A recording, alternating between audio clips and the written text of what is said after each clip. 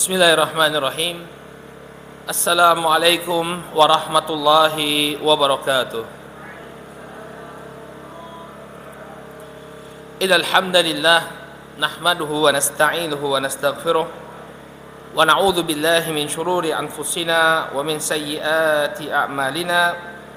May yahdihillahu fala mudilla lahu wa may yudlil fala hadiya lahu.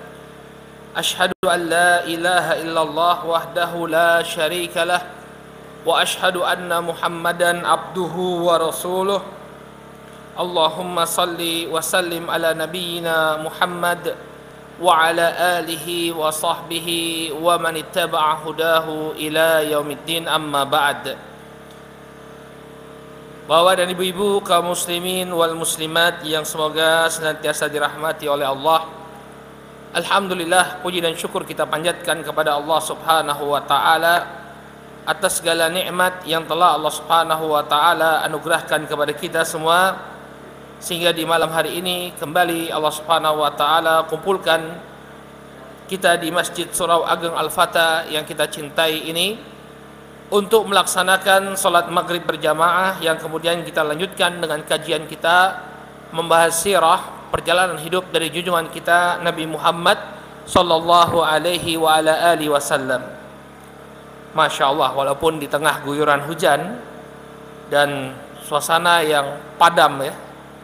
Jadi saya dari Jalan Kaliurang ke utara padam, kemudian dari Condong Catur ke sini padam. Ini jadi padamnya di beberapa tempat. Tapi alhamdulillah Allah Subhanahu wa taala masih berikan kita kemudahan untuk berkumpul, ya, melanjutkan kembali pembahasan kita tentang perang Uhud. Pada pertemuan yang terakhir telah kita sebutkan bagaimana syahidnya paman dari Rasul sallallahu alaihi wasallam, Hamzah bin Abdul Muttalib, di tangan Wahsy, di mana Wahsy dijanjikan untuk mendapatkan kebebasan, maka kemudian dia pun membunuh Hamzah bin Abdul Muttalib atas perintah tuannya Jubair bin Mut'im. Demikian juga telah kita sebutkan kisah kepahlawanan Amr bin Uqaish.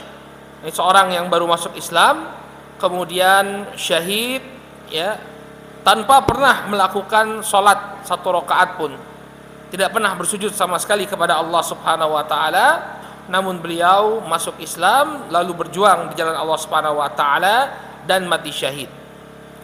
Demikian juga kita telah sebutkan kisah kepahlawanan Anas bin Nadhr, paman dari Anas bin Malik radhiyallahu taala anhu, di mana beliau ikut bertempur bersama Nabi sallallahu alaihi wasallam sampai kemudian di tubuh beliau ditemukan 80 luka, mulai dari sabetan pedang, ya, kemudian juga anak panah yang melekat pada tubuh beliau dan berbagai macam luka-luka lainnya. Sampai kemudian telah kita sebutkan pelanggaran yang dilakukan oleh pasukan pemanah. Jika Nabi SAW sebelumnya sudah berpesan kepada pasukan pemanah, apapun yang terjadi jangan kalian kemudian meninggalkan pos kalian.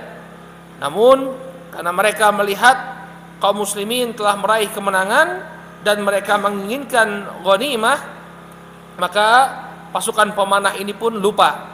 Pasukan pemanah ini pun lupa dan meninggalkan pos mereka, turun dari bukit untuk mendapatkan ghanimah. Nah, inilah awal kekalahan kaum muslimin. Ya, inilah awal kekalahan kaum muslimin. Belum nyala atau gimana itu? Belum nyala. Mati lagi ya? Enggak. Itu enggak nyala kok. Displaynya enggak.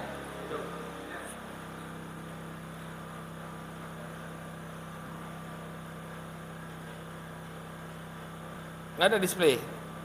Sudah, alhamdulillah. Baik. Sampai kemudian mereka meninggalkan ya bukit yang diperintahkan oleh Nabi SAW untuk dijaga. Inilah awal mula kekalahan kaum muslimin.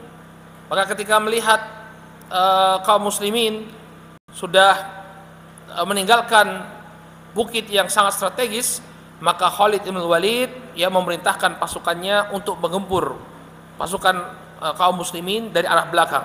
Ya.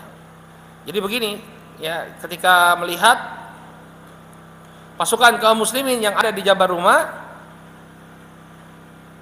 ini sudah mulai turun, ya, jadi gini, turun mereka. Nah, maka di sini Khalid bin Walid melihat, ya, jadi pasukan pemanah sudah mulai turun, mereka turun dari sini. Maka Khalid bin Walid melihat ini kesempatan, ya, tidak ada lagi yang memanahi mereka. Maka Khalid bin Walid menempuh jalan ini, ya, dia menuju ke arah belakang pasukan kaum muslimin sampai kemudian menyerang kaum muslimin dari arah belakang. Nah, itulah yang menyebabkan kebingungan di tengah-tengah kaum muslimin. Kenapa? Karena mereka sedang mengejar kaum musyrikin yang lari, tapi di belakangnya ada kaum musyrikin juga. Nah, kemudian kaum musyrikin yang sebelumnya dikejar oleh kaum muslimin, mereka kembali lagi ke medan pertempuran. Nah, dari sinilah, ya, kaum muslimin mulai mengalami kekalahan, mereka terpojok. Ya. Dari sini pasukan kaum musyrikin kembali, kemudian dari belakang ada pasukannya Khalid ibn Walid. Ini yang menyebabkan kaum muslimin kocar-kacir, bahkan tidak tahu yang mana kawan, yang mana lawan. Ya, harusnya kan satu arah, tapi sekarang mereka diserang dari dua arah. Ya. Nah, inilah yang menyebabkan kemudian banyak di antara kaum muslimin yang meninggal dunia. Di antaranya yang meninggal dunia atau yang gugur dalam pertempuran tersebut karena kebingungan yang terjadi, karena kepanikan yang terjadi. Dari arah belakang ada pasukan Khalid bin Walid, dari arah depan kaum musyrikin kembali menghadapi kaum muslimin. Ya. Sehingga kaum muslimin itu bingung, mana lawan, mana kawan, mereka tidak tahu. Sampai kemudian bapak dari sahabat Hudzaifah ibn Yaman yang bernama Al-Yaman, ya, terbunuh oleh kawannya sendiri. Ya. Maka ketika itu Hudzaifah berupaya mengingatkan, ini bapakku jangan dibunuh. Tapi nggak tahu lagi, kondisi sudah begitu panik. Kaum muslimin terjepit, diserang dari dua arah. Ya. Kisahnya disebutkan oleh Al-Imam Al-Bukhari dari hadisnya Aisyah radhiyallahu anha. Aisyah mengatakan, "Lamma kana yauma Uhudin huzimal musyrikin, fasaraha iblisu laknatullah alaih, ay ibadallah ukhrakum, faraja'at ulahum fajtaladat hiya wa ukhrahum." Aisyah mengatakan, ketika perang Uhud berkecamuk, kaum musyrikin itu awalnya sudah kabur. Mereka menderita kekalahan. Nah, kemudian muncullah pasukan Khalid bin Walid dari belakang, lalu iblis laknatullah alaih mengatakan, iblis laknatullah memanggil kembali, ibadallah ukhrakum, ya, wahai hamba Allah, musuh-musuh kalian ada di belakang kalian. Ya. Maka kemudian ketika kaum muslimin mengejar kaum musyrikin, ada iblis yang mengatakan, wahai ya ibadallah, di belakang kalian juga ada musuh kalian. Membuat kebingungan di antara kaum muslimin. Bagaimana mungkin di depan kita ada musuh, di belakang kita ada musuh. Faraja'at ulahum, maka yang tadi mengejar kaum musyrikin kembali ke belakang. Fajtaladat hiya wa ukhrahum, maka ya pasukan yang tadi di depan kembali ke belakang dan memukul pasukan yang ada di belakang, padahal itu adalah temannya sendiri. Ya, Anda bisa bayangkan dalam pertempuran, ya, sedang mengejar musuh, tiba-tiba dipanggil kembali, ada musuh kalian di belakang. Benar, ada musuh, tapi ingat, sebelum ada musuh ini ada teman-teman kalian. Tapi keadaan begitu panik, akhirnya apa? Pasukan kaum muslimin berperang dengan teman-teman mereka sendiri. Qala fa basara Hudzaifah fa idza huwa bi abihi al-Yaman. Maka Hudzaifah ketika itu memperhatikan peperangan, ternyata dia melihat bapaknya yang bernama Al-Yaman. Fa qala ay ibadallah abi. Kemudian Hudzaifah mengatakan, ya, wahai Hudzaifah mengatakan, Ai ibadallah, abi. Wahai hamba Allah, ya, bapakku. Jadi dipanggil, ya, itu bapakku. Kenapa kalian perangi? Qalat wallahi mahtajazu hatta qataluh. Dan mereka tidak mempedulikan, ya, panggilan Hudzaifah sampai kemudian kaum muslimin membunuh bapaknya Hudzaifah Al-Yaman. Padahal Al-Yaman, ya, seorang muslim dan berperang untuk kaum muslimin. Lihat bagaimana kalau terjadinya apa? Peperangan. Nah, situasi yang seperti ini kadang-kadang kita nggak tahu. Orang mengatakan enak perang, ya. Padahal apa? Keadaan sangat genting. Sehingga apa? Ada kondisi di mana kawan, ya, tidak mengetahui, ya, yang mana kawan, yang mana lawan. Ya. Faqala Hudzaifah, yaghfirullahu lakum. Ya, maka kemudian Hudzaifah mengatakan, ya, semoga Allah Subhanahu wa taala mengampuni kalian. Subhanallah. Pemaafnya Hudzaifah. Hudzaifah tahu kondisi sedang panik, kondisi sedang genting, dan tidaklah para sahabat itu membunuh ayahnya karena sengaja, tidak. Tapi karena mereka bingung mana kawan mana lawan. Maka tidaklah terlontar ucapan yang buruk dari lisannya Hudzaifah kecuali apa? Yaghfirullahu lakum. Semoga Allah Subhanahu wa taala mengampuni kalian.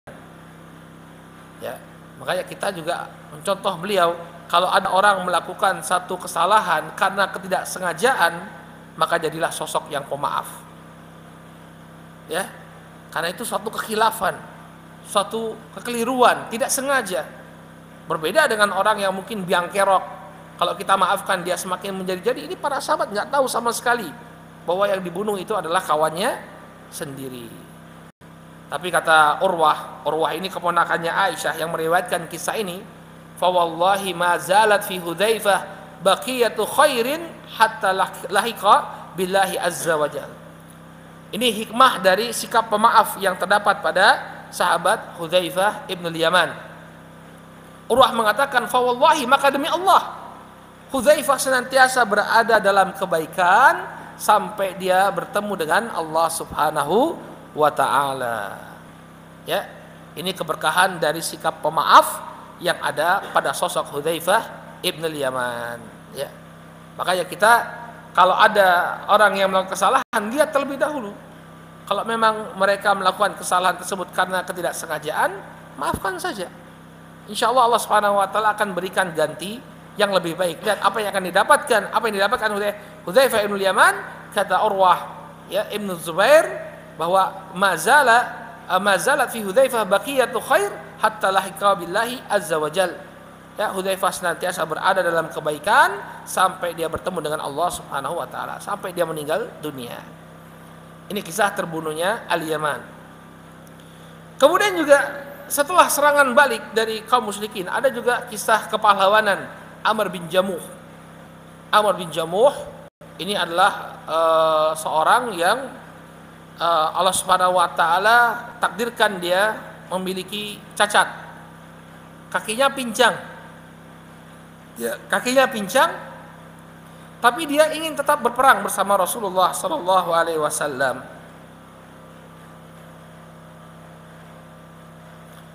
Untuk bisa lihat, ya, orang cacat tapi ingin berjuang bersama Rasulullah sallallahu alaihi wasallam.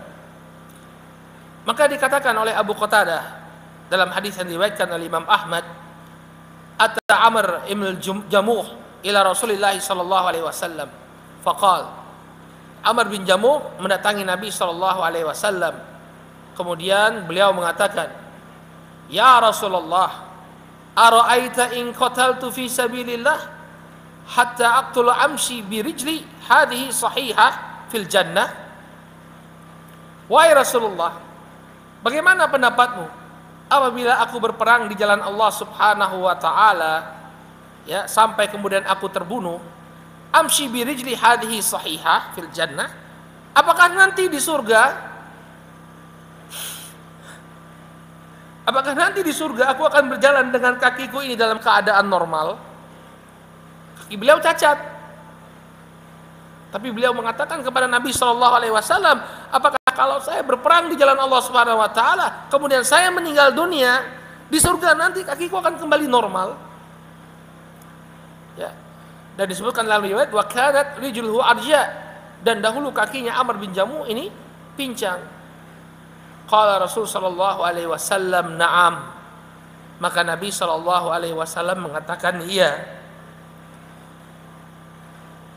Karena di surga semua orang akan hidup dengan postur tubuh yang paling sempurna.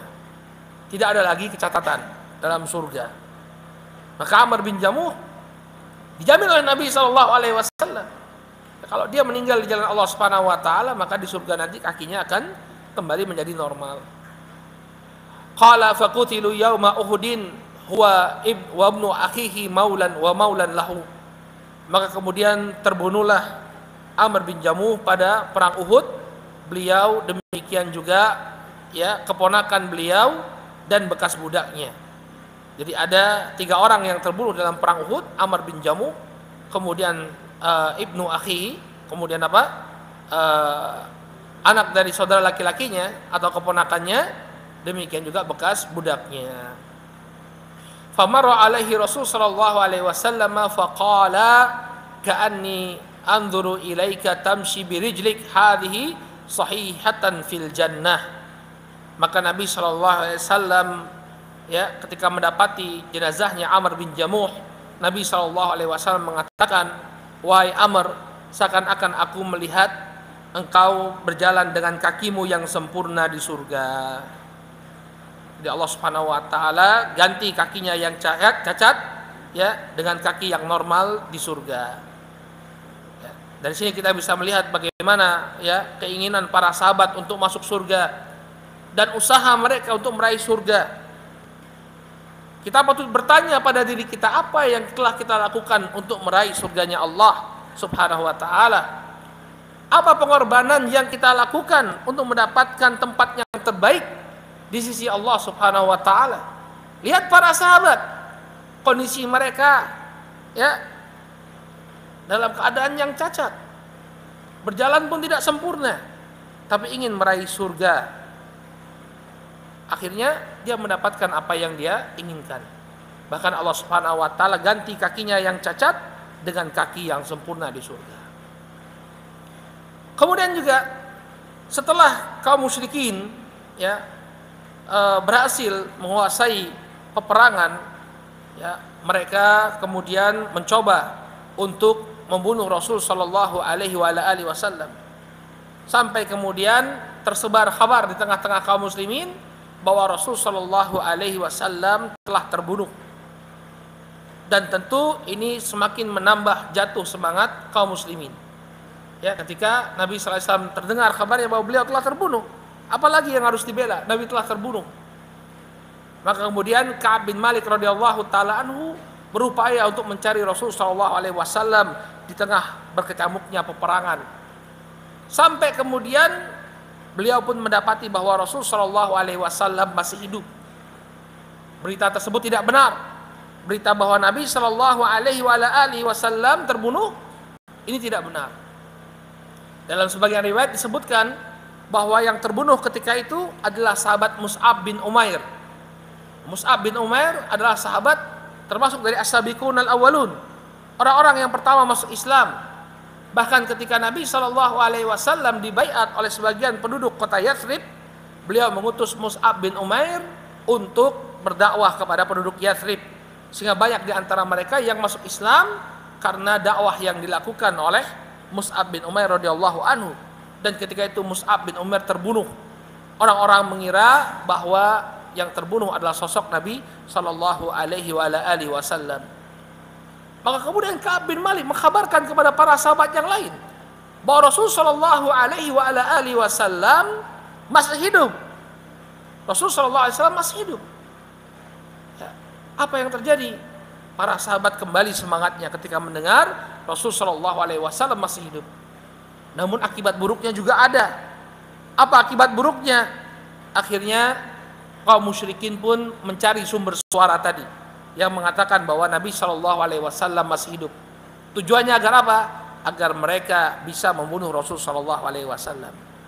Akhirnya ya mereka pun bergerak untuk membunuh Rasul sallallahu alaihi wa ala alihi wasallam. Maka ketika itu ya terjadilah banyak peristiwa heroik yang dilakukan oleh para sahabat ridwanullah alaihim ajmain. Ya. Disebutkan dalam Sahih Muslim dari Anas bin Malik radhiyallahu anhu, beliau mengatakan, anna Rasul sallallahu alaihi wasallam ufrida yauma Uhud fi sab'atin minal ansar wa rajulaini min Quraisy.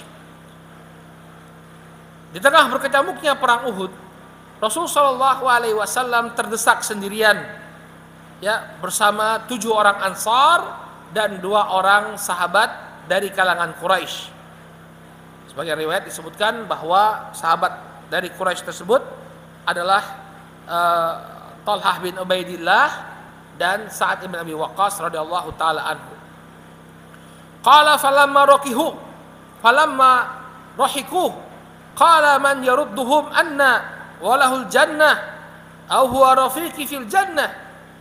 Maka ketika mulai musuh mengkerubuti Rasul sallallahu alaihi wasallam, mereka mendatangi Rasul sallallahu alaihi wasallam dan menyerang beliau, maka Nabi sallallahu alaihi wasallam mengatakan, man yarudduhum anna walahul jannah. Barang siapa yang berhasil menghalau mereka, maka dia akan mendapatkan surga. Man yarudduhum anna huwa rafiqi fil jannah. Barang siapa yang berhasil menghalau mereka, maka dia adalah dia akan menemaniku di surga, kata Nabi sallallahu alaihi wasallam.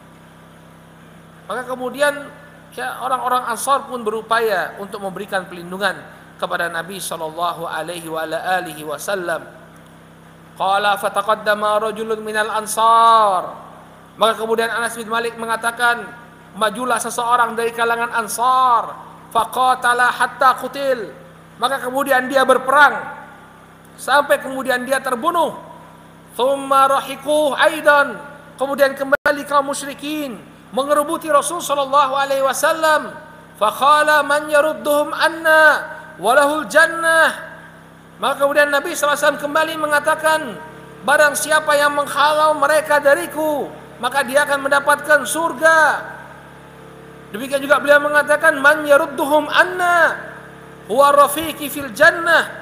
Barang siapa yang halau musuh-musuhku ini, maka dia akan menemaniku di surga. Fataqaddama rajulun minal ansar faqatala hatta qutil. Maka majulah salah seorang dari kalangan Ansar, dia pun kemudian berperang sampai kemudian dia terbunuh. Falam yazal kadzalika hatta qutila sab'ah. Dan yang demikian terus-menerus terjadi sampai total orang Ansar yang terbunuh adalah 7 orang.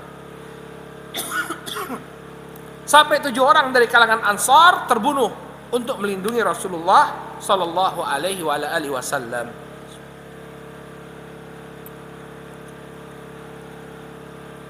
Lagi-lagi kita bisa melihat bagaimana pengorbanan dan perjuangan para sahabat ridwanullah alaihim ajmain untuk mendapatkan surga. Nabi sallallahu alaihi wasallam menjanjikan kepada mereka surga. Bahkan lebih daripada itu, beliau menjanjikan bahwa orang yang melindungi beliau akan menjadi teman beliau, menemani beliau di surga. Maka para sahabat bersungguh-sungguh untuk mendapatkan apa yang dijanjikan oleh Nabi sallallahu alaihi wasallam. Faqala Rasul sallallahu alaihi wasallam li sahibai, ya ma ansafna ashabana. Maka Nabi sallallahu alaihi wasallam mengatakan kepada 2 orang sahabatnya, ini Talha bin Ubaidillah dan Sa'ad bin Waqqas, ya apa yang kita lakukan tidaklah sebanding dengan apa yang mereka lakukan. Pengorbanan kita belumlah sebanding dengan apa yang dilakukan oleh para sahabat Ansar ridwanullah alaihim ajmain. Sudah nyala listriknya? Belum? Belum ya? Sudah? Itu berarti bunyi tanda kalau dia sudah nyala. Ya. Baik. Kemudian serangan demi serangan didapati oleh Rasul sallallahu alaihi wasallam. Alhamdulillah. Dinyalakan lagi ya.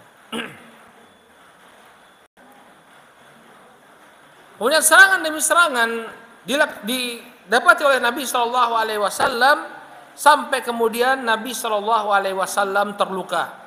Ketika itu gigi taring beliau alaihi salatu wassalam itu sampai patah. Demikian juga wajah beliau alaihi salatu wassalam terluka parah. Disebutkan oleh Al-Imam Tirmidzi dari sahabat Anas bin Malik radhiyallahu anhu. Anas bin Malik bercerita, "Qusirat rubaiyatuhu yauma Uhudin wa sujja wajhuhu sajjatan fi jabhatihi hatta sala dam ala wajhihi." Kata Anas bin Malik, pada perang Uhud, gigi taringnya Rasul sallallahu alaihi wasallam patah. Demikian juga wajah beliau berdarah di bagian pelipisnya. Saladamu ala wajhi, maka ya mengalirlah darah menutupi wajah beliau alaihi salatu wasallam. Dan demikian ngerinya Nabi alaihi salatu wasallam sampai kemudian pelipis beliau berdarah. Dalam riwayat yang lain nanti kita akan bacakan juga ya bahwa ada pecahan dari baju besi beliau yang kemudian terlempar ke wajah beliau. Ya, terlempar ke wajah beliau sehingga menancap. Ya. Baju besi itu kan dirancang bagaimana caranya agar orang yang menggunakan itu bisa bergerak dengan elastis. Kalau baju besinya orang Eropa, dia potongan-potongan besi jadi kaku. Tapi baju besinya orang-orang Arab, dia kumpulan-kumpulan rantai. Ya. Jadi seperti kawat yang dijalin. Nah, ketika itu karena saking kuatnya tekanan yang diterima oleh Nabi Shallallahu Alaihi Wasallam sampai baju besi beliau itu rusak. Kemudian potongannya menempel di bagian pipinya Nabi Shallallahu Alaihi Wasallam. Perang ya, akhi, perang. Ya, jangan bayangkan antum seperti main game. Ya. Sampai berdarah wajah Nabi Shallallahu Alaihi Wasallam. Maka ketika itu Nabi Shallallahu Alaihi Wasallam mengatakan, faqala kaifa yuflihu qaumun fa'alu hadza binabiyihim wa huwa yad'uuhum ila Allah. Maka Nabi sallallahu alaihi wasallam mengatakan, bagaimana mungkin bisa selamat suatu kaum yang melakukan perbuatan ini kepada nabi mereka padahal nabinya itu hanya menginginkan untuk berdakwah, mengajak mereka kepada Allah Subhanahu wa taala. Jadi Nabi sallallahu alaihi wasallam ya mencoba untuk Nabi SAW mengatakan bagaimana mungkin mereka ini bisa selamat. Demikian perlakuan mereka kepada Nabi yang berupaya mengajak mereka ke jalan Allah Subhanahu wa taala. Maka kemudian Nabi SAW ditegur oleh Allah Subhanahu wa taala. Ya, karena beliau seakan-akan mengatakan mereka ini tidak akan selamat. Kenapa? Karena perbuatannya sudah luar biasa, menyakiti Nabi SAW dan berupaya untuk membunuh Nabi SAW. Maka turunlah firman Allah Subhanahu wa taala dalam surat Ali Imran ayat yang ke-128 sebagai bentuk teguran kepada Nabi sallallahu alaihi wasallam, laisa laka minal amri syai'. Ya, tidak ada campur tanganmu sedikit pun wahai Muhammad dalam urusan mereka. Karena hidayah ada di tangan Allah Subhanahu wa taala. Bisa jadi orang yang memerangimu dalam perang Uhud, Allah berikan hidayah kepada mereka masuk Islam dan menjadi penolong agama Allah Subhanahu wa taala, dan ini terjadi. Khalid bin Walid masuk Islam. Bahkan kemudian dia mendapatkan gelar yang sangat mulia, Saifun min suyufillah, pedang dari pedang Allah Subhanahu wa taala. Maka masalah hidayah ini ada di tangan Allah Subhanahu wa taala. Nabi sallallahu alaihi wasallam tidak campur tangan sama sekali. Tidak bisa campur tangan sama sekali. Makanya ketika kita berdakwah di jalan Allah Subhanahu wa taala, dakwah diterima atau tidak, itu dikembalikan kepada siapa? Allah Subhanahu wa taala. Hidayah ada di tangan Allah. Allah membolak-balikkan ya hati seorang hamba sebagaimana yang Allah Subhanahu wa taala kehendaki. Nabi ditegur oleh Allah Subhanahu wa taala bahwa urusan mereka itu kembalinya kepada Allah Subhanahu wa taala. Laisa laka minal amri syai'un au yatuba alaihim au yu'adzibahum. Bukan urusanmu. Bisa jadi Allah Subhanahu wa taala menerima taubat mereka dan bisa jadi Allah Subhanahu wa taala memberikan hukuman ya kepada mereka dengan azabnya.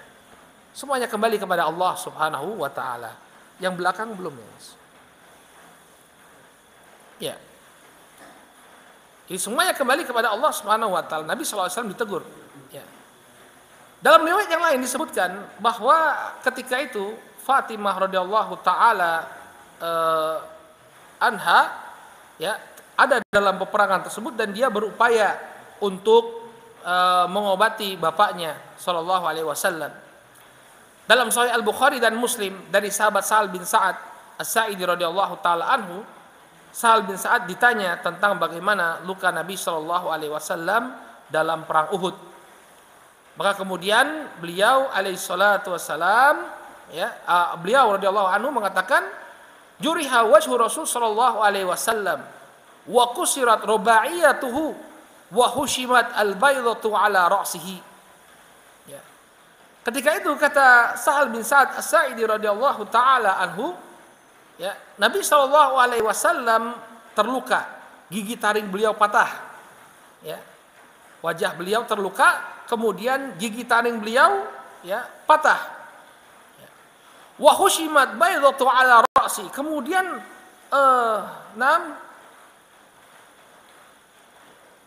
helm yang beliau pakai itu pecah. Lihat bagaimana peperangannya.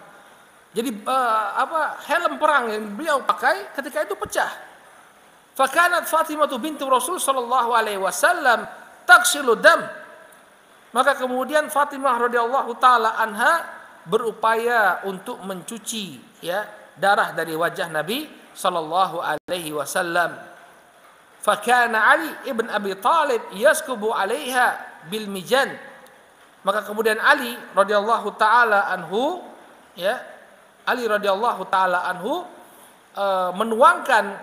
menuangkan Fatimah, bagi Fatimah radhiyallahu taala anha air untuk membersihkan luka Rasul sallallahu alaihi wasallam dari sebuah perisai. Jadi dipakai untuk menampung air, kemudian untuk mencuci lukanya Nabi sallallahu alaihi wasallam. Falamma ra'at Fatimatu anna al-ma' la yazidu dam illa kathrah, akhadhat kit'ata hasir fa ahraqathu hatta sara ramadan. Maka kemudian apa yang dilakukan oleh Fatimah radhiyallahu taala anha, beliau melihat bahwa kucuran air tersebut tidaklah membuat darah Nabi sallallahu alaihi wasallam melainkan semakin deras mengalir. Jadi ketika dituangkan air ternyata lukanya semakin parah, darahnya semakin banyak. Akhadhat kit'atan hasir. Maka kemudian Fatimah mengambil sepotong tikar, tikar anyaman, kemudian fa'ahraqathu, kemudian beliau bakar tikar tersebut hatta sara ramadan, sampai kemudian menjadi abu, thumma alsaqathu bil jurhi fastamsaka dam. Maka kemudian abu tersebut beliau sentuhkan atau beliau letakkan di atas luka Nabi sallallahu alaihi wasallam, barulah darah Nabi sallallahu alaihi wasallam berhenti.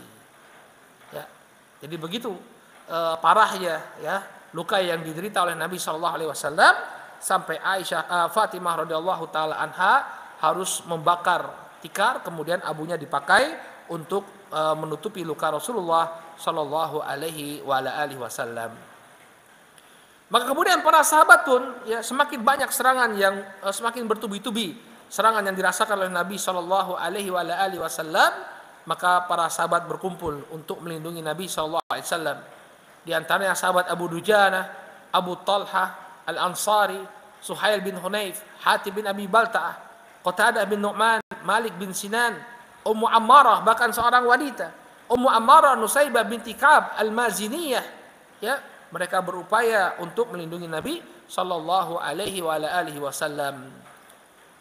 Dan ketika itu Sa'ad bin Abi Waqqas, sebagaimana kita sebutkan, dia senantiasa mendampingi Nabi sallallahu alaihi wasallam. Dalam sebuah hadis yang diriwayatkan oleh Imam Al-Bukhari dari sahabat Ali bin Abi Thalib radhiyallahu taala anhu, beliau mengatakan, "Ma sami'tu Nabi sallallahu alaihi wasallam jama'a abawaihi li ahadin illa li Sa'd bin Malik." Kata Ali bin Abi Thalib radhiyallahu taala anhu, tidaklah aku mendengar Nabi sallallahu alaihi wasallam menyebut bapak dan ibunya kepada seseorang kecuali kepada Sa'ad bin Malik. Jadi bagi orang Arab kalau nama bapak dan ibu itu sudah diangkat, ini menunjukkan bahwa itu adalah suatu perkara yang sangat penting. Sampai-sampai bapak dan ibunya itu dibawa-bawa. Maka kata Ali bin Abi Thalib, Nabi SAW itu nggak pernah bawa-bawa bapak dan ibunya, kecuali ketika beliau berbicara kepada Sa'ad bin Malik radhiyallahu anhu, ini Sa'ad bin Abi Waqqas. Qala fa inni sami'tuhu yaqul yauma Uhudin ya Sa'ad irmi fidaka abi wa ummi. Karena sesungguhnya aku mendengar Nabi sallallahu alaihi wasallam mengatakan kepada Sa'ad bin Abi Waqqas pada perang Uhud, "Ya Sa'ad, irmi.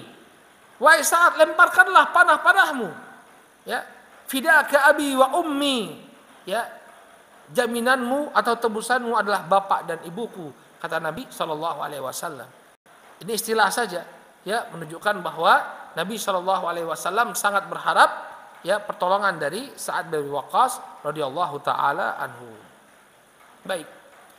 Nah, kemudian juga di antara para sahabat yang melindungi Nabi sallallahu alaihi wasallam ketika itu adalah sahabat Thalhah bin Ubaidillah.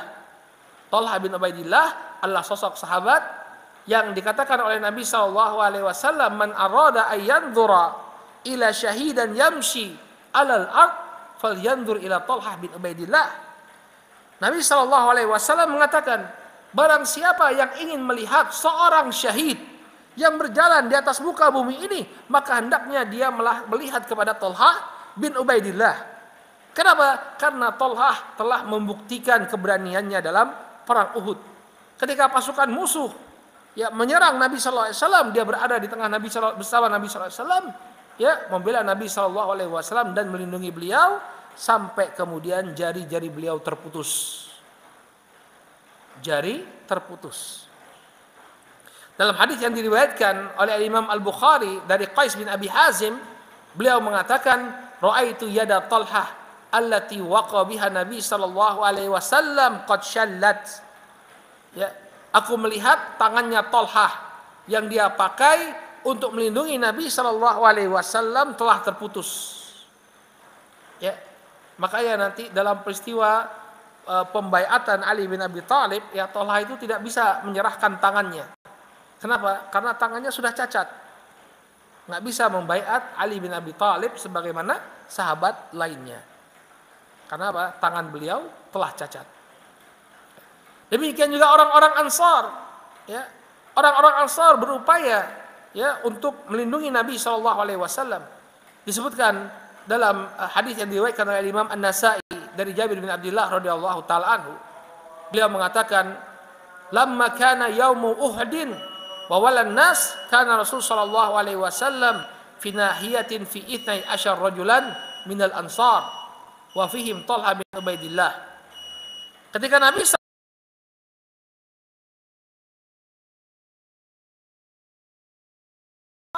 yang bersama Nabi sallallahu alaihi wasallam, dan ketika itu juga beliau bersama Thalhah bin Ubaidillah. Bagaimana kisah kepahlawanan orang-orang Ansar ini, insyaallah kita akan bahas pada pertemuan yang akan datang biiznillahi taala. Wallahu taala a'lam bissawab. Kita cukupkan dulu sampai di sini. Subhanakallahumma wa bihamdika asyhadu an la ilaha illa anta astaghfiruka wa atubu ilaik. Assalamualaikum warahmatullahi wabarakatuh.